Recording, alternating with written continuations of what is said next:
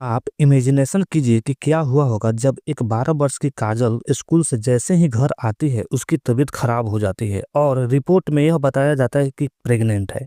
और तो और यह भी लगभग हिसाब लगाया जाता है कि ये कम से कम 1 से 2 साल से सेक्सुअल हरासमेंट की जा रही है। पर यह कौन था? उसका अपना भाई प्रीतम, या टीचर विनोद, या उसके पड़ोस वाले गणेश अंकल जो रोज अपने घर उसको बुलाते थे, या उसके ननिहाल पे कोई जो हाँ प्रत्येक माँ काजल जाया करती। तो दोस्तों आज की इस कहानी में यही जानेंगे, इसी को विस्तार रूप से लाए हैं। बहुत ही अच्छी कहानी है और आप देख रहे हैं रवि की बात, जहां मैं आपका प्रिय रवि हूं। तो चलिए इस कहानी को शुरुआत करते हैं और शुरू से लास्ट तक समझते हैं कि काजल के साथ क्या हुआ था और करने वाला कोई अपना था या जयपुर के माखन गांव की बात है। प्रत्येक दिन की तरह काजल स्कूल जाती है, बट स्कूल की छुट्टी के बाद जैसे ही घर आती है तो उसकी तबीयत खराब हो जाती है। खराब इस कदर की उसकी माँ और उसके दादाजी स्कूल लेकर पास के हॉस्पिटल में चले जाते हैं। उसे पेट की दर्द की दवा देकर पानी लगा दिया जाता है, बट चेकअप के लिए कुछ रिपोर्ट भी जारी की जाती है। 1-2 घंटे के बाद जब डॉक्टर रिपोर्ट देखती है तो चौंक जाती है और उसके माँ की तरफ देखने लगता है। तभी उसके बगल में बैठे शिवपाल जी यानी कि उसके दादाजी उससे पूछने वाले ही थे कि डॉक्टर साहिबा क्या हुआ है।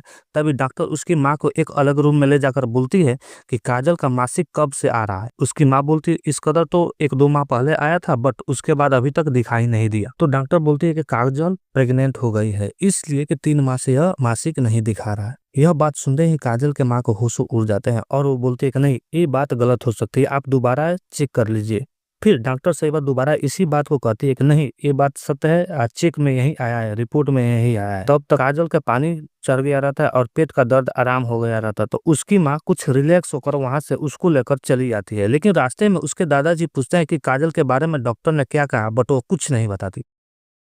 उस रात को काजल की माँ रात भर नहीं सो पाई, और काजल को मारे तो मारे कैसे, क्योंकि काजल अभी नासमझ थी और वो इस चीज के बारे में कुछ नहीं जानती थी। यह सब के बाद थोड़ा रिलैक्स होती है और अपने मालिक भुवन सिंह को फोन लगाती है और सारी बातें बताती है। भुवन अपने घर से बहुत दूर प्राइवेट जॉब करता था, जिसके कारण वो साल भर में मात्र 1 से 2 बार आता था, वो भी बहुत कम दिन के लिए। लेकिन इज्जत के साथ साथ बेटी की जिंदगी की भी बात थी। वो छुट्टी लेकर आ जाता है और काजल से पूछता है, बट काजल कुछ नहीं बताती, क्योंकि वो सारे काम उसके होशो हवास में की ही नहीं गई थी। तभी वो हॉस्पिटल जाता है इसके इलाज के बारे में बात करने के लिए, और वहां से आते समय में उसे याद आता है कि बगल के जो थानेदार है वो उसके दोस्त के भाई ही हैं।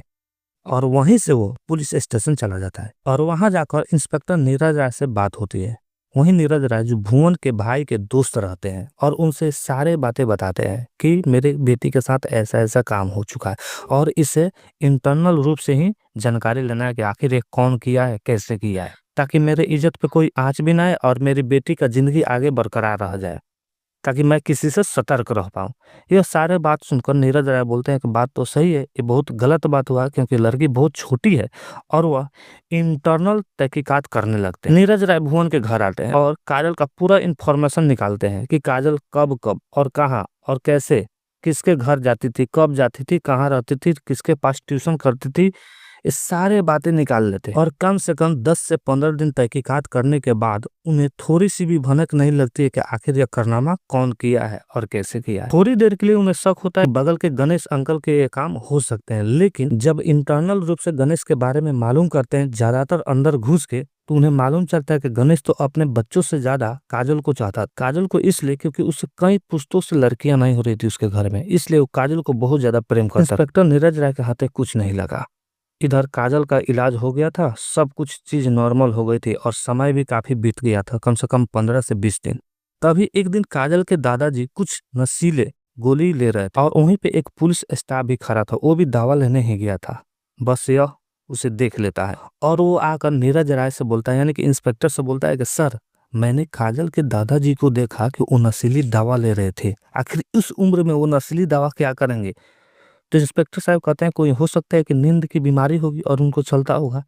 लेकिन स्टाफ बहुत ही होशियार था, वो बोला कि सर, हम लोग तो सारा इन्फॉर्मेशन निकलवाए लेकिन ये नहीं पूछे कि काजल आखिर अभी किसके पास सोती थी या अब किसके पास सोती है। बस नीरज राय के हाथे एक सबूत लग गया कि हाँ, हमने तो उसके घर में तहकीकातें नहीं किए कि काजल किसके पास रहती है और कहाँ सोती है। लेकिन नीरज राय थोड़ी देर के लिए शक तो करते हैं, लेकिन यह सोचकर फिर रिलैक्स हो जाते हैं, तो वो तो काजल के दादा हैं, यह काम कैसे कर सकते हैं। लेकिन हिम्मत कर गणेश की पत्नी यानी कि काजल को माँ को पुलिस स्टेशन बुलाते हैं और पूछते हैं कि काजल अभी कहाँ सोती है। तो वो बोलती है कि काजल तो अपने हमेशा दादाजी के पास होती है।